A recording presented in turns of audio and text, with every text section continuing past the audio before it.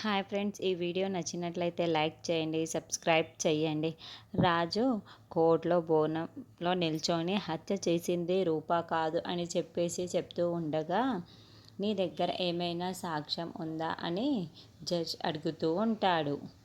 ఇక రాజు తల ఊపుతూ, ఉంది జడ్జి గారు, నా దగ్గర సాక్ష్యం ఉంది అని చెప్పి రాజు మందారం అని పిలుస్తాడు. చనిపోయాడనుకున్న పేషెంట్ బ్రతికే ఉండడం వల్ల పిలుస్తూ ఉంటాడు.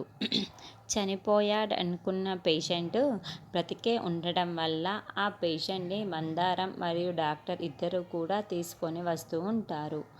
అది చూసిన రూప, విరూపాక్షి, సూర్యప్రతాప్ ఒక్కసారిగా షాకింగ్గా చూస్తూ ఉంటారు. ఇక రేణుక అయితే, ఇదేంటి, ఇతను బ్రతికే ఉన్నాడు, నేను దొరికిపోతానా ఏంటి అని రేణుక మనసులో అనుకుంటూ ఉంటుంది.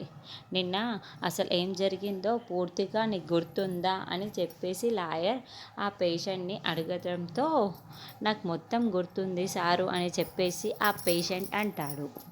అక్కడ కూర్చుంది చూడండి, ఆవిడే సారు, కార్ డ్రైవ్ చేసి అందరినీ చంపేసింది ఆవిడే సార్ అని చెప్పేసి ఆ పేషెంట్ చెప్పడంతో, ఇక అప్పలనాయుడు, విరూపాక్షి, సూర్యప్రతాప్, రూప అందరూ కూడా ఒక్కసారిగా షాకింగ్గా అలాగే చూస్తూ ఉంటారు.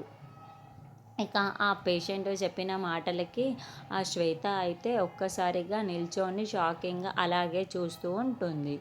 ఇక మందారం అయితే దీని పని ఈ రోజుతో అయిపోయింది అని అనుకున్నట్టుగా మనసులో అనుకుంటూ ఉంటుంది.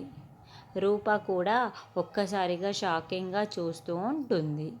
మరి ఇప్పుడు హత్య చేసింది రూప కాదు శ్వేత అని తెలుసుకున్న జడ్జ్ ఎటువంటి శిక్ష వేయనున్నాడు శ్వేతకి అన్నది మనం నెక్స్ట్ ఎపిసోడ్లో చూద్దాము.